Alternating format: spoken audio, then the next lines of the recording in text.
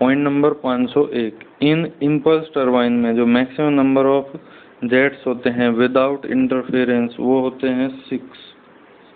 उसके बाद जो केपलान टरबाइन होता है, केपलान टरबाइन का रनर, उसमें मैक्सिमम नंबर ऑफ जेट्स जो होते हैं विदाउट इंटरफेरेंस वो 4 से 8 होते हैं। मेन रेनफोर्समेंट जो है प्रिवेंट करता है वाइड क्रैकिंग को, जबकि डिस्ट्रीब्यूशन रेनफोर्समेंट प्रिवेंट करता है स्मॉल क्रैकिंग को।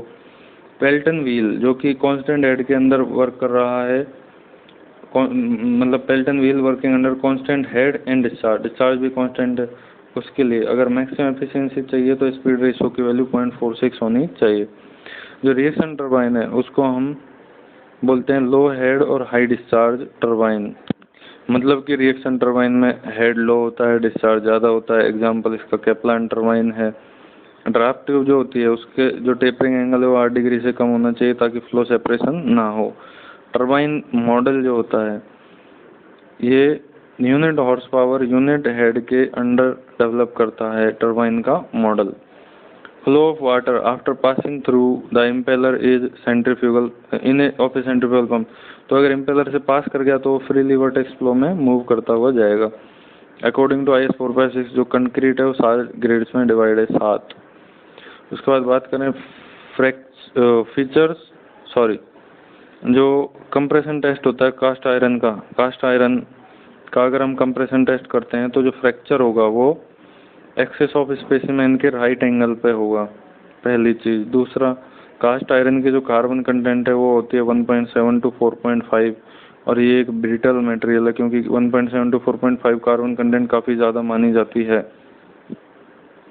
ड्रैग फोर्स होता है 1/2 CD rho a v infinity का square, FD equal to 1/2 CD rho a v infinity का स्क्वायर। वाटर सीमेंट रेशो अगर कम हो, अगर हमें स्ट्रेंथ अगर ज़्यादा चाहिए तो वाटर सीमेंट रेशो कम करना पड़ेगा, या फिर सीमेंट सैंड रेशो बढ़ा दो, या फिर एग्रीगेट वाटर रेशो बढ़ा दो। वाटर सीमेंट रेशो अगर बढ़ेगा तो क्रीप भी बढ़ेगा, श्रिंकेज भी बढ़ेगा, बॉन्ड स्ट्रेंथ कम हो जाएगी और डेंसिटी भी कम हो जाएगी। इसके अलावा एस्बेस्टोस जो है वो कैल्शियम और मैग्नीशियम की हेल्प से फॉर्म होती है। स्पेसिफिक ग्रेविटी जो है ज़्यादातर स्टोन्स की वो होती है 2.4 to 2.8। टेराकोटा जो है ऑर्नामेंटल पर्पज के लिए यूज होता है। एस्बेस्टोस पेंट्स जो होते हैं मोस्ट फायर रेजिस्टेंट पेंट्स होते हैं।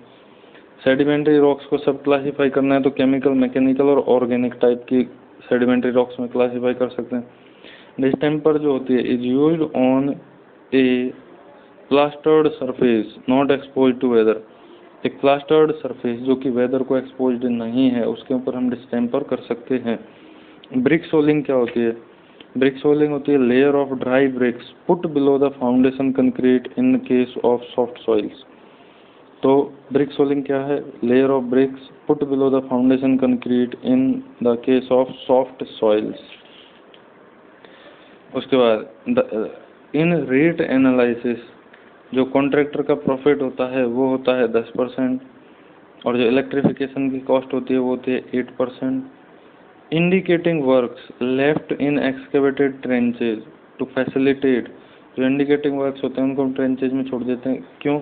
To facilitate the measurement of borrow pits, और इनको हम क्या बोलते हैं? टेल टेल बोलते हैं, जो ये छोड़े जाते हैं इनको।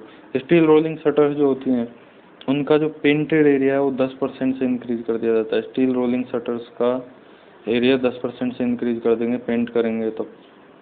उसके बाद weight of mild steel for पर मीटर लेंथ जो होता है, वेट ऑफ माइल्ड स्टील का वेट पर मीटर लेंथ के हिसाब से अगर देखें तो ये होता है d²/162। यहाँ पे डायमीटर जो है वो mm में है। Specifications for holdfast are given in terms of their weights, जो होल्ड फास्ट होते हैं उनके स्पेसिफिकेशन वेट्स के टर्म में देते हैं उनके। जो स्मॉलेस्ट डिवीजन होता है वर्नियर स्केल का वो प्राइमरी स्केल से ज़्यादा होता है। जो रेट्रोग्रेड वर्नियर होता है उसमें वर्नियर स्केल का स्मॉलेस्ट डिवीजन प्राइमरी स्केल से ज़्यादा होता है। प्राइमरी स्केल को ही मेन स्केल बोलते हैं। एक वेल कंडीशन ट्रायंगल के लिए जो एंगल है वो 30 से 120 होना चाहिए। Permissible limit for चेनिंग of measurement on rough और हिली ग्राउंड इज 1/250। जो परमिसिबल लिमिट है चेनिंग की फॉर मेजरमेंट ऑन रफ और हिली ग्राउंड इज 1/250।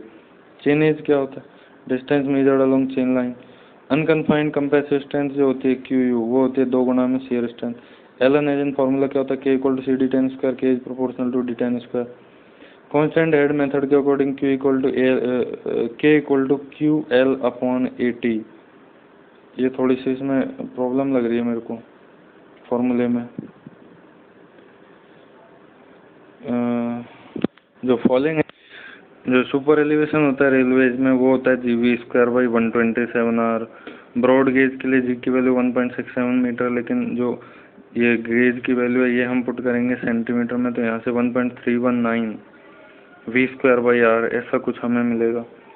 और वुड की बात करें तो वुड जो है उसकी ई की वैल्यू मॉडुलस ऑफ इलास्टिसिटी जो है वो कॉपर, ग्लास और एल्यूमिनियम तीनों से कम होती है। उसके बाद बात करें सेक्शन मॉडुलस की, तो सेक्शन मॉडुलस जेड होता है आई अपॉन में वाई मैक्सिमम। एक ओपन कॉइल्ड हेलिकल स्प्रिंग है, उस पर अगर एक्सियल फोर्स लगाएंगे हम तो उसका जो वायर होगा उस पर क्या क्या लगेगा, शियर भी लगेगा, बेंडिंग भी लगेगा और टॉर्सन भी लगेगा। अगर एक ओपन कॉइल्ड हेलिकल स्प्रिंग है, ओपन कॉइल्ड हेलिकल स्प्रिंग होती है जिसका कि एंगल ऑफ हेलिक्स है वो 10 डिग्री से ज़्यादा हो, उस पर अगर हम एक्सियल फोर्स लगाएंगे तो उसकी जो स्प्रिंग है उसका जो वायर है उस पर शियर, बेंडिंग और टॉर्सन आएगा। टॉर्सन को हम ट्विस्टिंग भी बोल सकते हैं। ये तीनों चीज़ें एग्जिस्ट करेंगी उसके वायर पे। ठीक है, दैट्स इट। 600 के बाद में पढ़ेंगे, अभी 600 हो चुके हैं।